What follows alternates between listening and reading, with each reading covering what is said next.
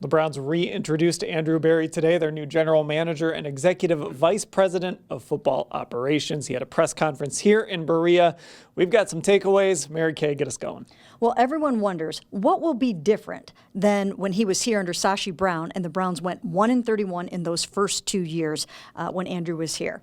And Andrew basically said that that they will be a scouting-oriented front office, and I think people want to know that this is not going to be all analytics, that it's not just going to be a bunch of number crunching guys sitting around and not really getting their eyes on football players, and I think that's important. And one of the things, of course, he mentioned along that line is working under John Dorsey and that really heavy scouting sort of Ron Wolf style. Ellis, what did you take away?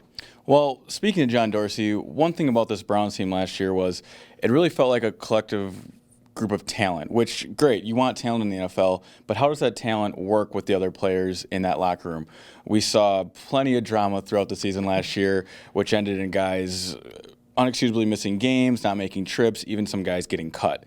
That probably falls on Dorsey, more accumulating talent and not really understanding how guys may work together in a locker room.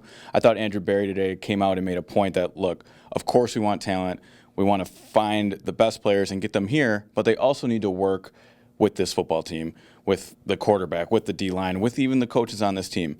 Now, not saying which specific players may have not been doing that last season, but to emphasize the importance of not just talent, but understanding a culture, what it means to be a Brown, building some sort of identity for this team seems like one of Andrew Berry's top goals, and that's what stood out compared to the previous regime. And I'll kind of stay in that same vein because the other thing that stood out, whenever you bring in a new GM, a new head coach, everybody thinks, the roster's going to change completely.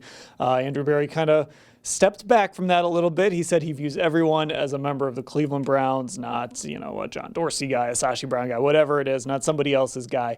Everybody's a Cleveland Brown, and that's how they're going to evaluate the talent on this roster as they move forward. So those are our takeaways. I'm sure we'll have plenty of more takeaways at cleveland.com/Browns and on Football Insider.